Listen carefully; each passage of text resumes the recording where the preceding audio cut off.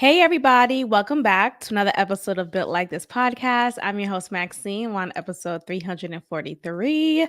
Hello, hello, hello. Hope you are doing well.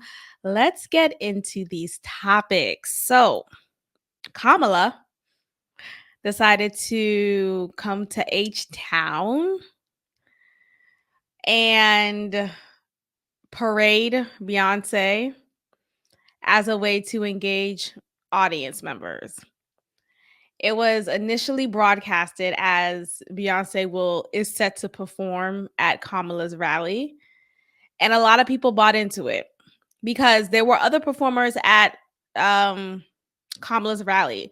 Megan Thee Stallion, someone else too, but I remember in a previous rally of Kamala's, she had Megan Thee Stallion there shaking her blue no matter who ass on stage. So for it to be promoted as Beyonce was going to perform, a lot of people bought into it. But that didn't happen. It did not happen as advertised. Instead, Beyonce spoke for about 4 minutes. She was introduced to the audience by her mother.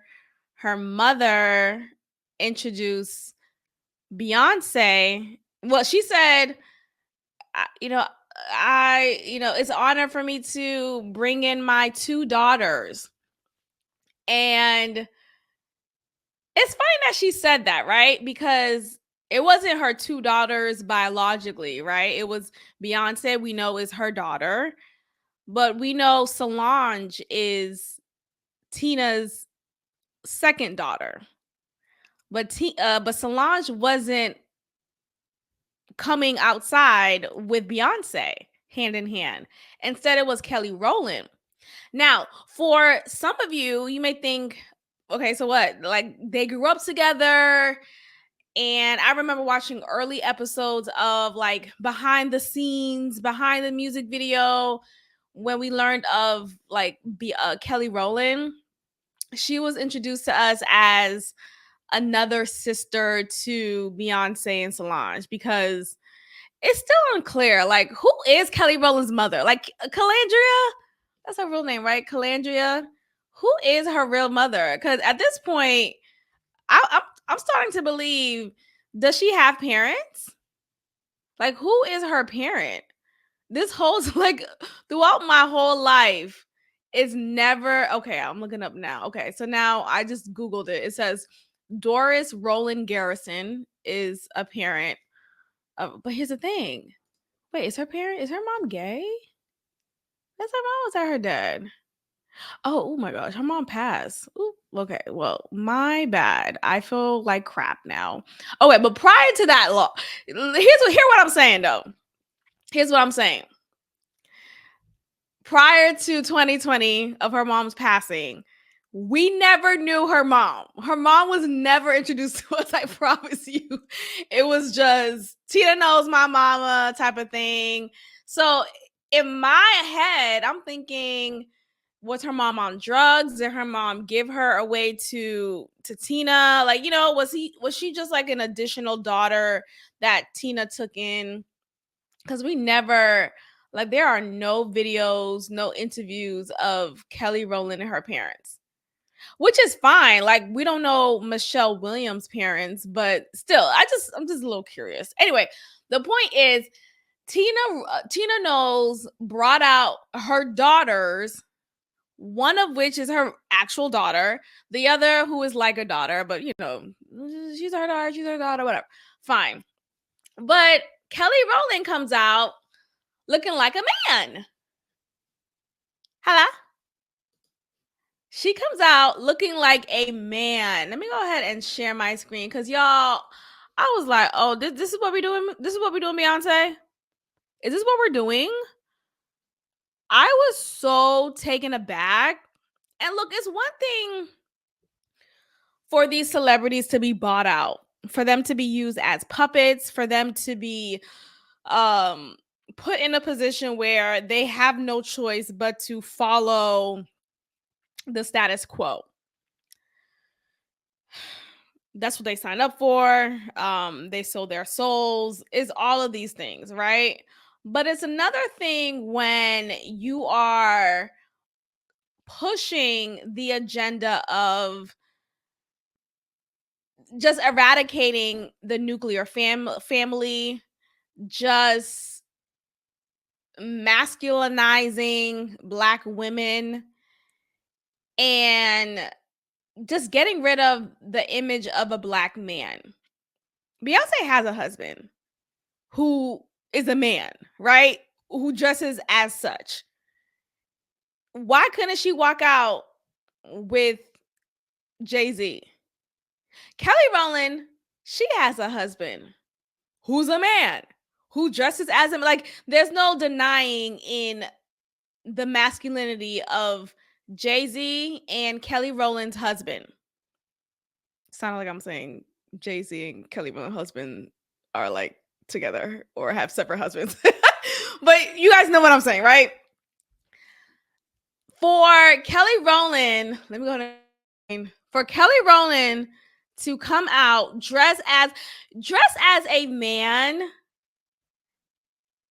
All of this is for us to wake up and see.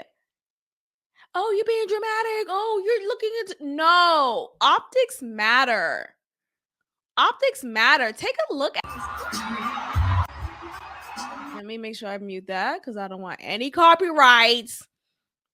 Take a look at this. You see this on my screen? Make sure you are subscribed to the YouTube channel and you are hitting the notification bell. Okay, Kelly Rowland dressed as a butch lesbian. A whole man, like, it's not even like a cute fitted suit. You know how Beyonce looking like right here? She has a cute fitted, formed to her body suit. Kelly Rowland here is dressed from head to toe as if she is as if she's wearing her father's clothes. She even has a tie on. Her hair is super cut short. And what disgusts me about this is she doesn't usually do this, right? Kelly Rowland doesn't dress like this. But for her to come out on stage at this political event endorsing Kamala Harris, you are wearing this on purpose. It has been set up for you to wear this on purpose. Let's not act like this is not intentional. What are the optics telling you? What are the optics telling y'all? It's in our face. I'm going to go ahead and read some of these comments because optics matter. And for this to just be in our face as if it's okay is what's disturbing here. So Harriet Eve 9 on X, formerly known as Twitter, she says here, the Democrats have mastered the process of destroying the Black American family by making the Black woman masculine and making the Black man feminine. And at the very same time, Black women are having more abortions than any other group of women. And to speak on that too, what's so weird about Kamala's platform? She is only writing on reproductive rights. Vote for me because I will ensure you have reproductive rights. You will have the right to your body. You'll have autonomy rights. Yada, yada, yada, yada, yada. When have you used reproductive rights, Kamala? Like, let's really tell it what it is. It's about abortion. Kamala, tell us about a time when you aborted your kids. Oh, you don't have any kids, right? Okay, so tell us, did you abort them? Have you been pregnant? Did you abort a pregnancy? Did you terminate your children? Tell us about the time when you aborted your babies. Oh, Beyonce. Because even in that speech that she gave, a 4-minute speech that she gave, she talked about reproductive rights. Beyonce, tell us about a time when you aborted your baby. Huh? Actually, Beyonce had a miscarriage. Her first pregnancy, she shared in a documentary that she miscarried. She even talked about it in one of her songs.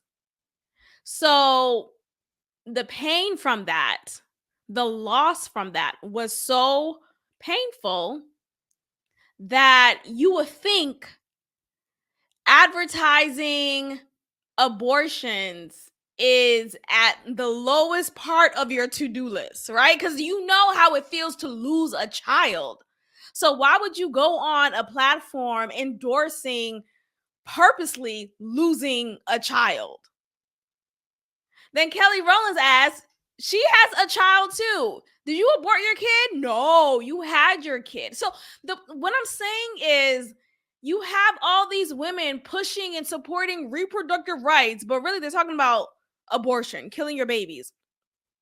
Yet not one of them has come forward at least and shared a time when they aborted their babies.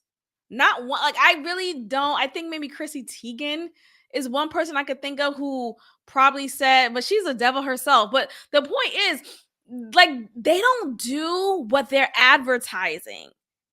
Just like Kamala said she was going to have Beyonce perform, that wasn't done, right? They don't do what they say they're advertising, what they're endorsing, what they're supporting. Tell us about the time when you did. I was having a talk with an older friend of mine. She is not in childbearing years. And I say this respectfully, right? Obviously, when you get to a certain age, you are no longer able to conceive. And that's is what it is. It's just the biological clock of it all. I remember we were just sitting by each other, chilling, and she's what she said. She's like, if Trump gets into office, like they're getting rid of any abortion opportunity, clinics, all of that. There'll be no way to get abortions. And I'm looking at her, I'm like, and I didn't say it out loud. But I'm like, you that doesn't even matter for you. Like, what does that matter to you? What are we talking about? You're nowhere in any state to get pregnant. So even if that idea of, there's no way to get an abortion, if there's, oh my gosh, I have no reproductive, you're not even trying to reproduce. Like, what are we talking about? You're not, like, there's no way for you to be able to reproduce life. And you're worried about abortion opportunities? Is everybody okay? Like, why is this the platform? I don't know anything else. That is all they're writing on.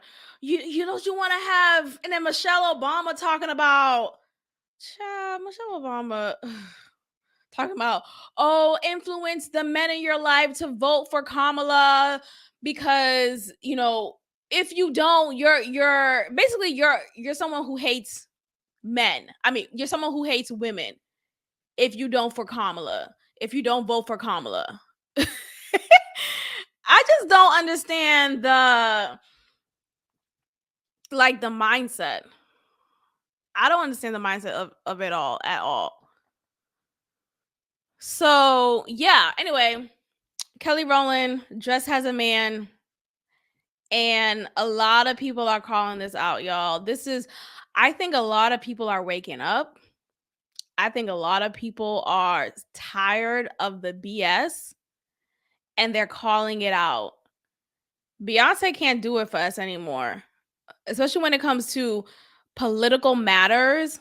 I don't think Beyonce has the influence as she once had, even when she did endorse Hillary Clinton. Like, okay, so like, I think at this point in our society, a lot of people are realizing we don't give a damn what these celebrities have to say regarding who should be in office. Because you know what? These celebrities are well established financially, well secured, that it really doesn't move the needle for them. It doesn't at all. They'll be fine either way. They're probably voting for Trump, but they have to keep the appearance that they're these mainstream acts because of the propaganda that we have against Trump in our society. But for the most part, these celebrities, it doesn't matter to them. So why are they trying to dictate what we think is best for us, for everyday people, everyday citizens, everyday folks who's trying to do our best to survive, to thrive, to live comfortably, to live decently in this society? Like, it is not dependent on, oh, well, beyond.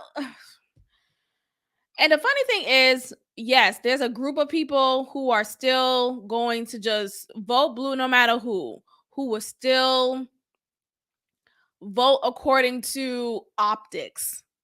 Oh, Kamala's a black woman. I'm a black woman. Gotta vote for the black woman, right? Instead of looking at it with a critical point of view.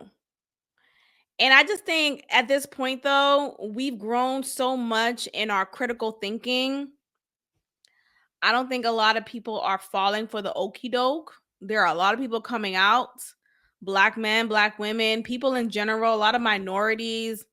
I don't even like saying that, but a lot of ethnic groups outside of a lot of ethnic groups, like Puerto Ricans are speaking up. Like, a lot of people are speaking up and saying, yeah, we sick of this shit.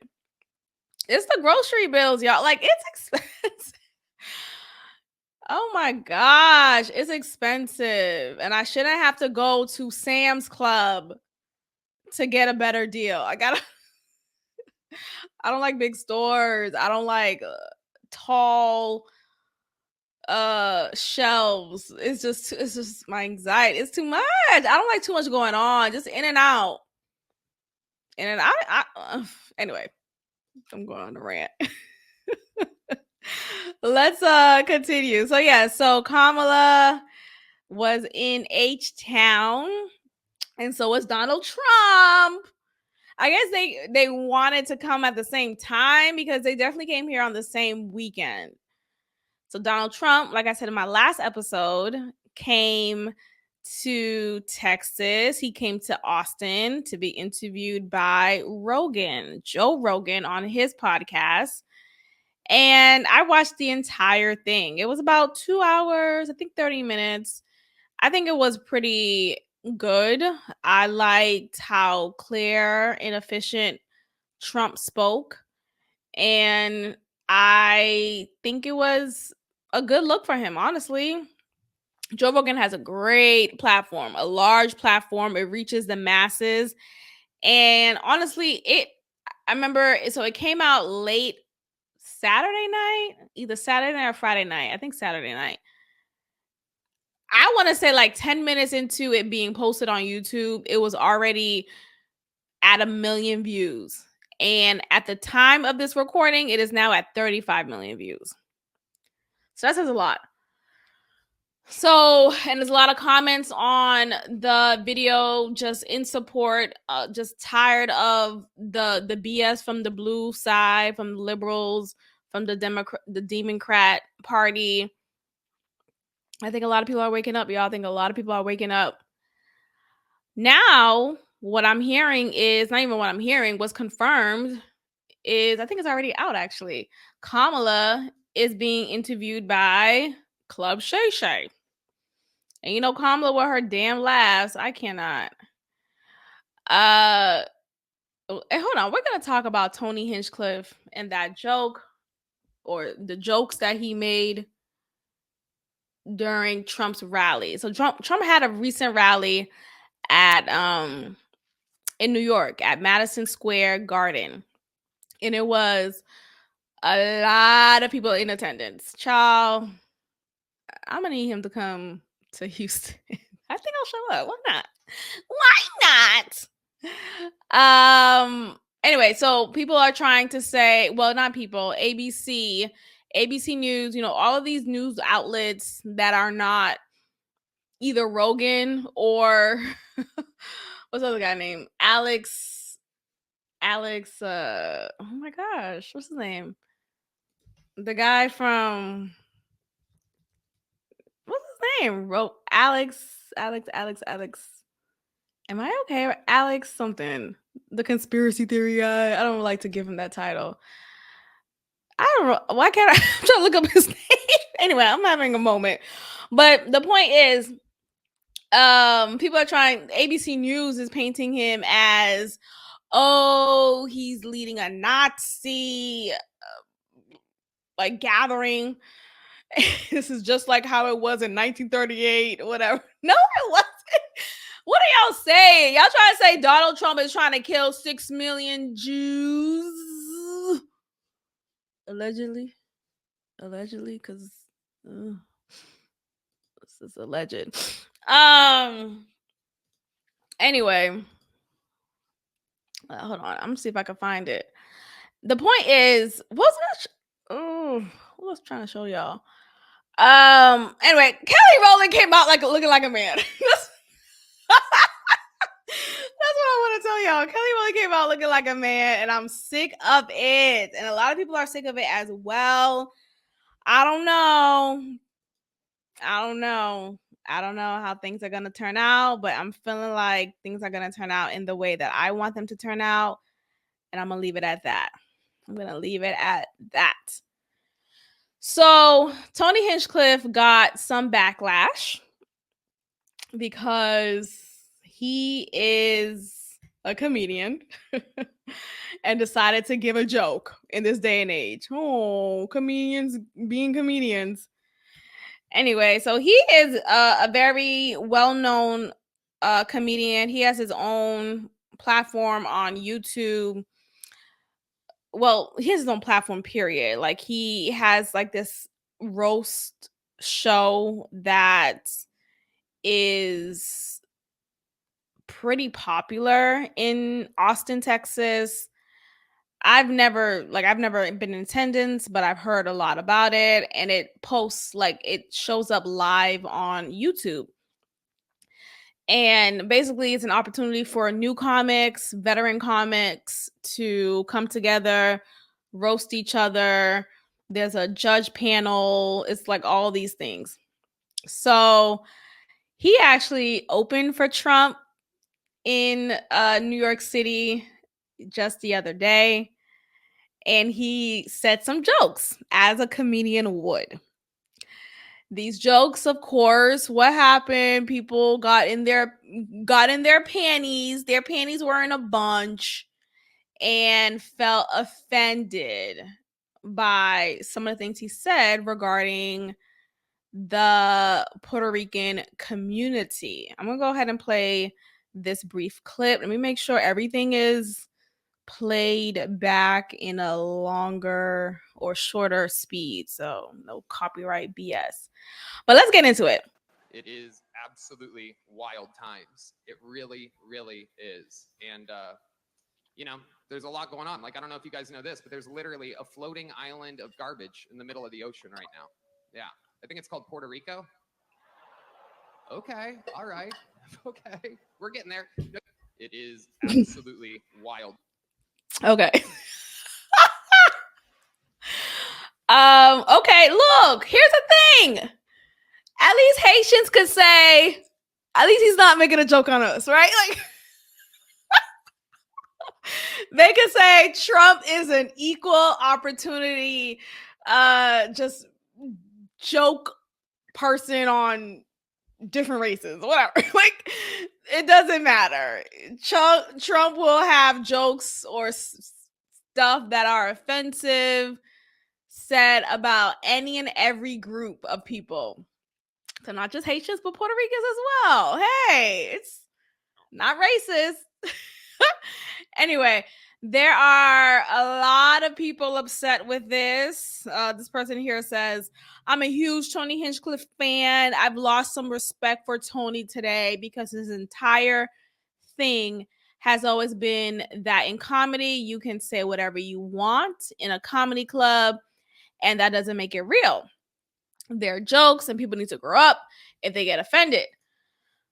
But you just brought them into politics. You cross over the line into the real world at this point. You're no longer just telling jokes in a club. You're telling racist jokes to an arena full of people there to be influenced political. Oh, BS. Cut it out. Are you okay? Anyway, there's a lot of people who's upset by this, but this woman here who's pretty viral on TikTok and probably on Instagram as well, she wanted to give her 2 cents regarding this joke, and I'm gonna play some of what she's saying here to give just some duality. You know, not every Puerto Rican is upset. So let's hear what she has to say.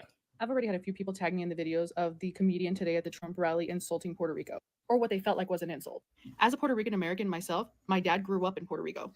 I was not insulted by this in the very least. Number one, this guy is a comedian. Number two, the clip that they don't show you from right before that is him joking with Latino Americans about a bunch of stuff in our culture. And if you know anything about a Latino American or Hispanic American, we are our worst critics. We harass and make fun of each other. Or if you gave two shits about Puerto Rico or learned anything that's going on there, you would know that this guy's not talking about Puerto Rican people. He's talking about the island of Puerto Rico, which has a massive pollution problem. Tons of trash washes up on this beach every single day, and it looks like a landfill. And there's been a huge problem there since the last hurricane. You know, the one that wiped out people's houses that they did nothing to help with? What a cheap shot they're trying to make while Kamala Harris is at a African-American church in Pennsylvania with a whole new accent she picked up today. But guys, it's not working. It's just not working. Don't come after us Latino Americans, and definitely don't come after us Puerto Rican Americans, because we ain't here for your guys' bullshit. New York City is turning red. Trump will be the next president of the United States, and you guys are going to have to learn how to live with it. And if under All right, some miracle, even though he's winning, let's just stop there. Okay, yeah. So she says here that Puerto Rico does have a lot of garbage. I mean, what? Can we just talk for a second? Hello? Can we have a conversation real quick? People are upset with the truth. People are upset with the truth. The truth is hard to accept. You know why? Because it's uncomfortable. Oh, I don't want to hear that. Oh, what? People eat dogs and cats? Yes. So do the Chinese.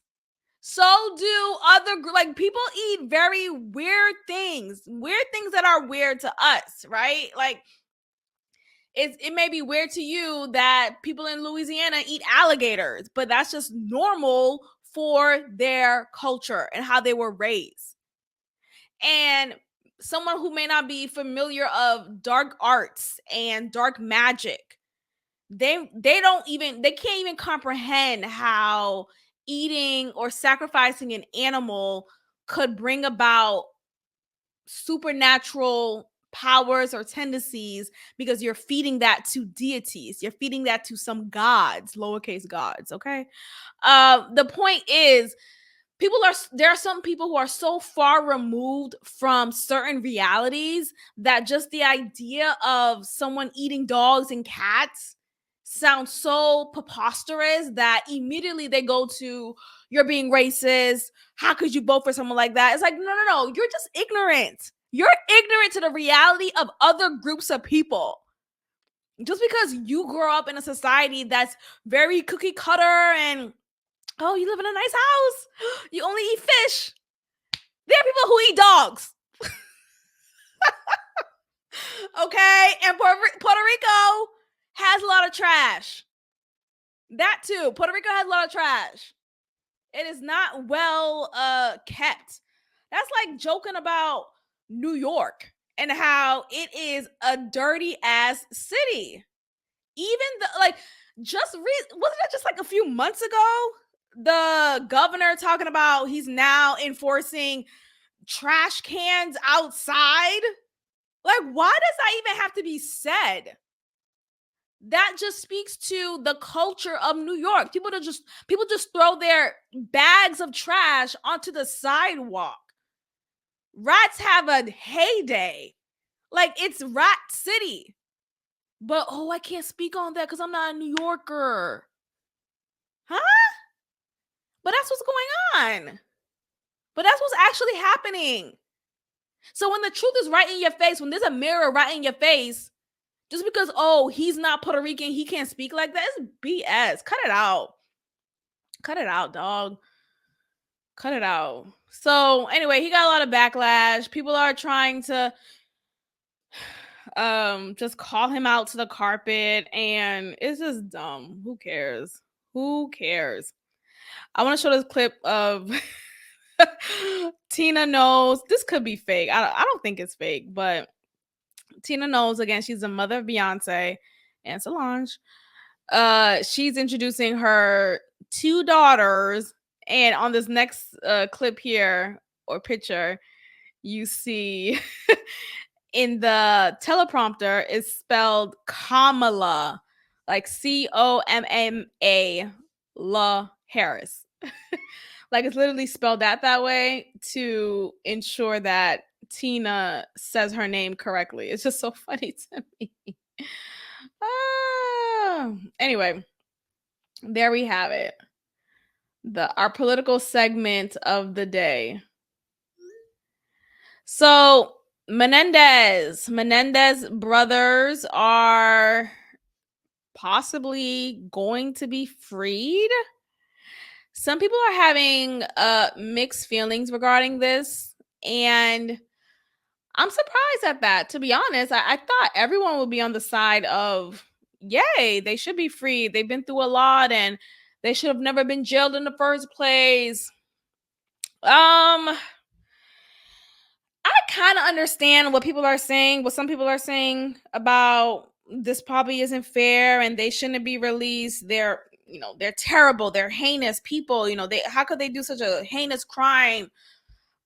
Here's the thing. They've been in prison for 34 years, right? Like, if we want to talk about the prison system and say, oh, it's an opportunity to rehabilitate yourself, it's an opportunity to grow and be a better person, and there are resources available in the prison for you to utilize. It's up to you to utilize your time effectively, and they are typically rewarded for good behavior, so why can't they be released? Right? It's not like they were on a killing spree and was killing just everybody in their sight. They killed the perpetrators in their life, the alleged perpetrator. Gotta say alleged, but I do support and believe that they did go through what they went through, and I do think that was a look. I don't know. Here's the thing. I know some people will say, "Oh well, I've been molested. You don't see me killing my molester." Maybe you should have. Maybe we should. Maybe we should get in a habit of doing. I think that's something we have to think again on what we think is an acceptable response to being violated. Being violated. I think what makes people uncomfortable is the swiftness in their killing, and maybe because I don't know. I feel like because they killed their mother right after, people are saying, oh, well, maybe if they didn't kill them so quickly, maybe if they just killed their dad and then forced their mom to just admit to her wrongdoings as a parent, right? You didn't protect me, mom. I told you about my dad, and sure, maybe they could have went about their killing better. I don't know, how do you even respond to that? Sure, maybe, but regardless, it is what it is. I believe them. I really do. I feel like they were traumatized to a point that led them to this result. And everything is unfortunate, but okay, our world is now one less short of a predator. Are they missed? Are they missed? Do we feel sorry about? I just don't. I feel more sorry that the Menendez brothers experienced what they experienced. I feel so sorry that they were traumatized at such a young age by the very people who should have protected them. That's what I feel sorry for. So I could care less about the parents who, their parents who got killed. I could care less.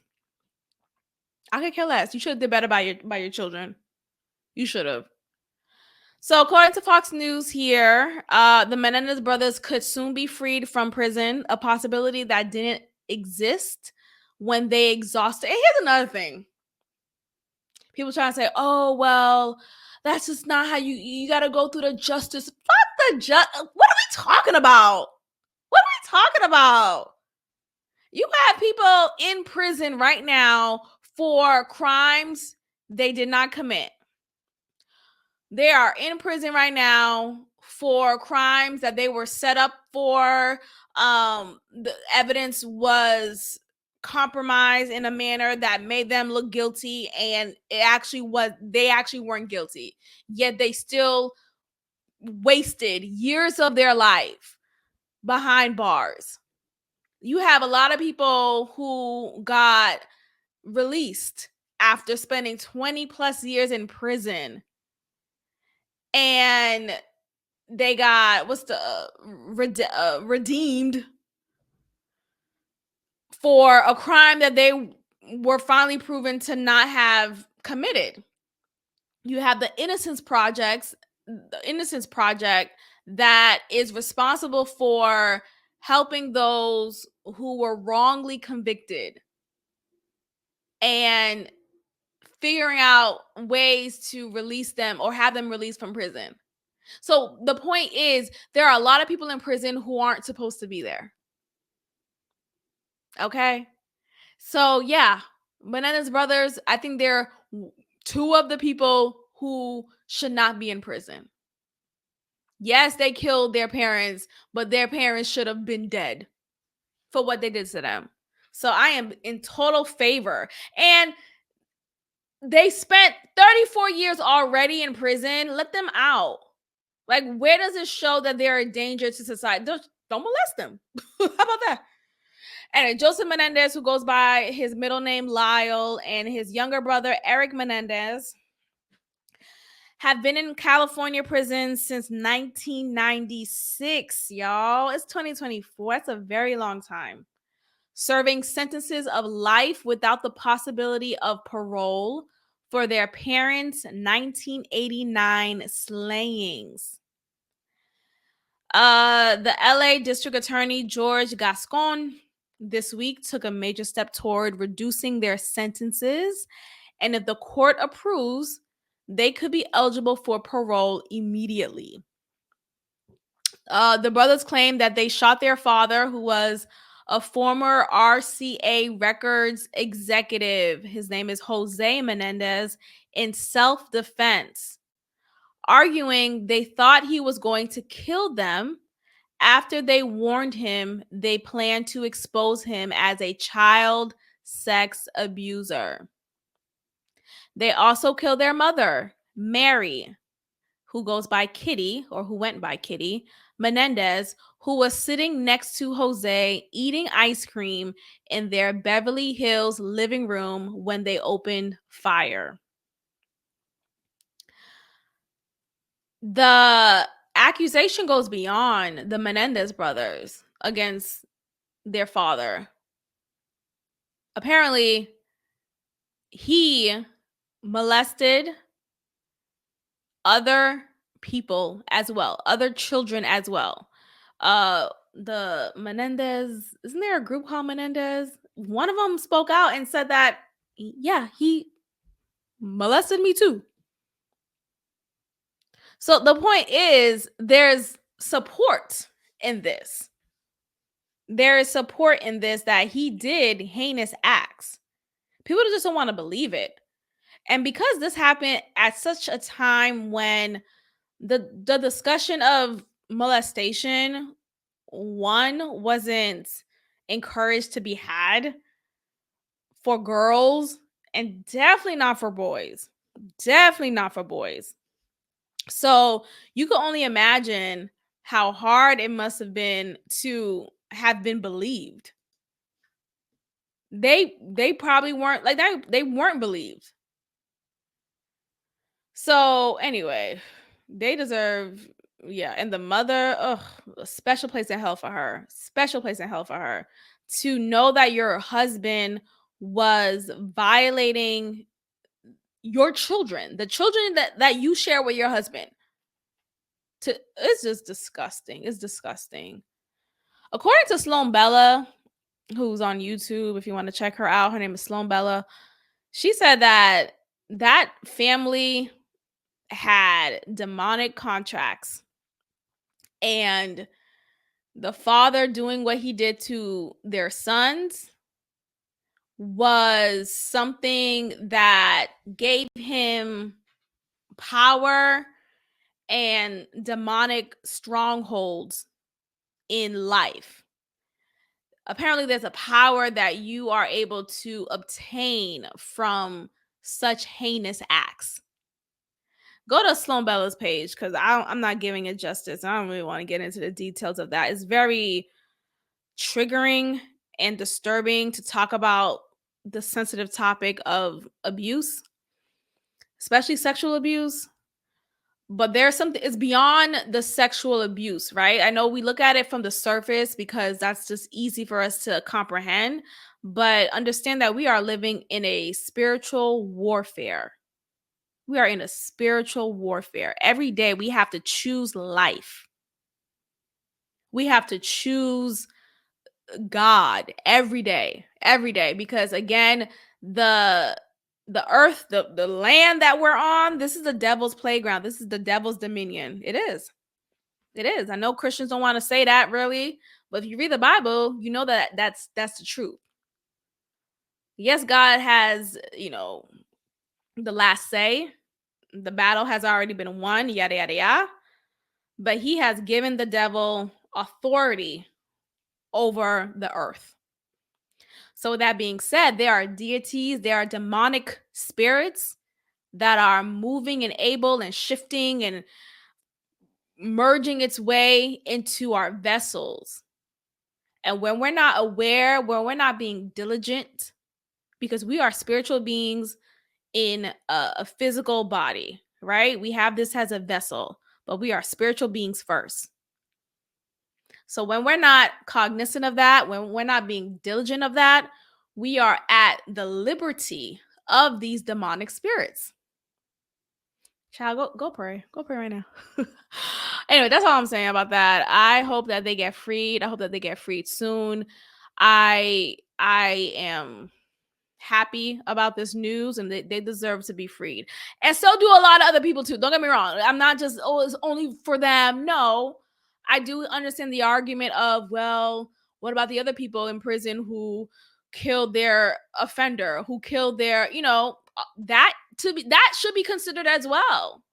But yes, we live in a society in which public opinion holds so much weight that the Menendez brothers, they look more like, we feel much more for them than we do, Sharnita, who got raped by her stepbrother, which is not okay.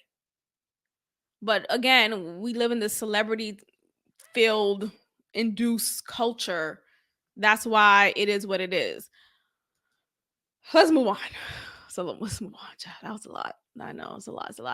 Okay, and speaking of a lot, let's talk about AI. Let's talk about AI and how a 14-year-old boy decided to commit suicide because of his relationship with character AI.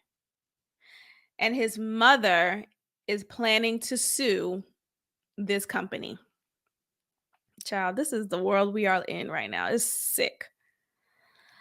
A Florida mother has sued artificial intelligence chatbot startup Character AI, accusing it of causing her 14-year-old son's suicide in February. Okay. Saying that he became addicted to the company's service and deeply attached to a chatbot it created. In the lawsuit, she is claiming that this chatbot startup Character AI targeted her son with anthropomorphic, hypersexualized, and frighteningly realistic experiences. Let's look up what anthropomorphic means. Anthropomorphic means having human characteristics.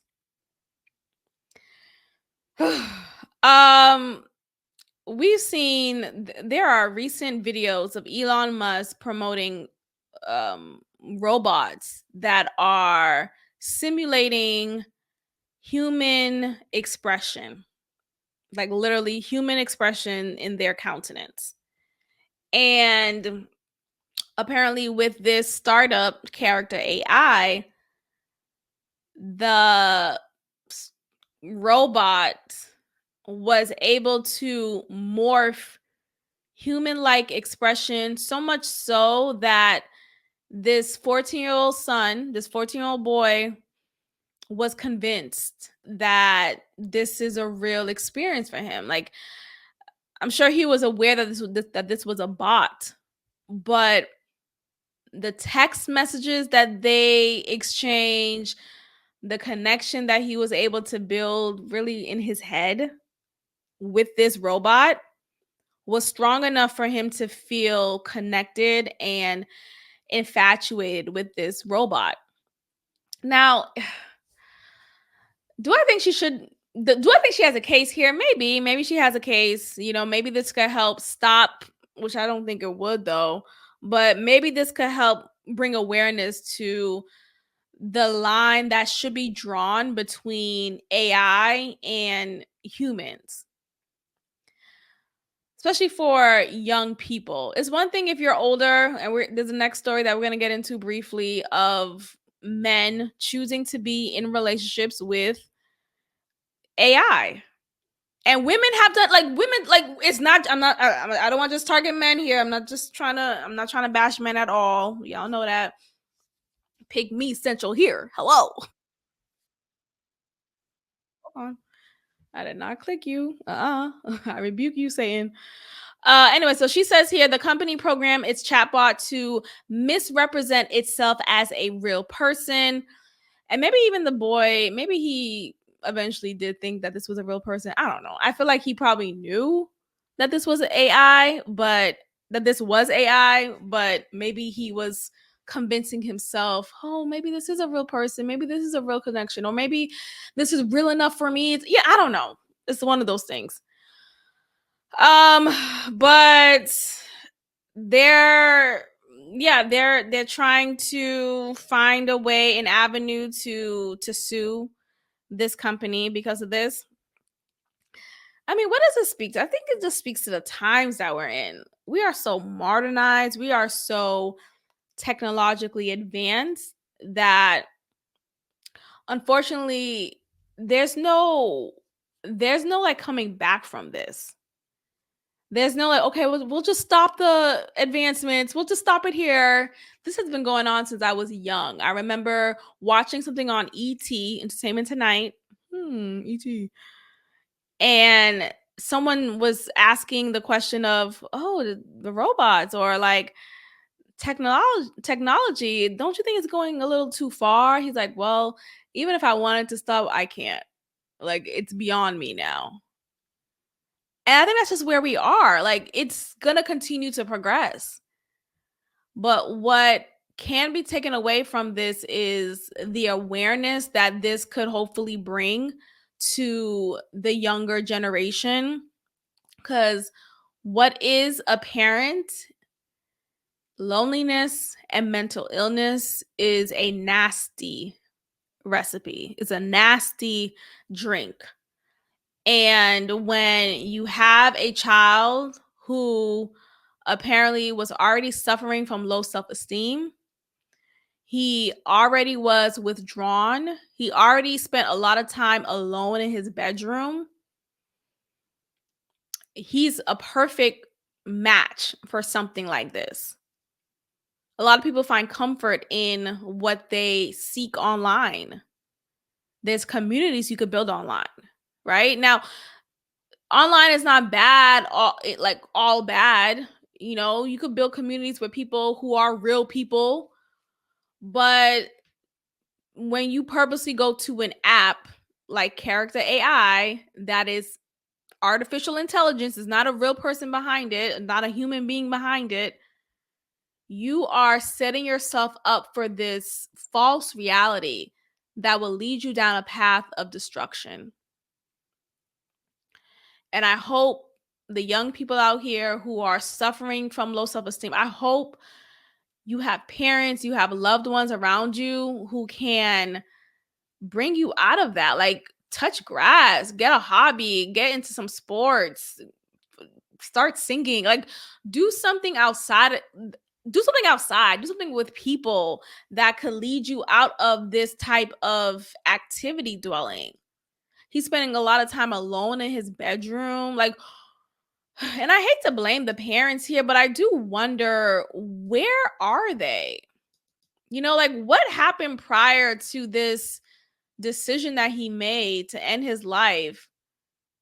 What happened then that made him feel like he can't connect with people on a human level?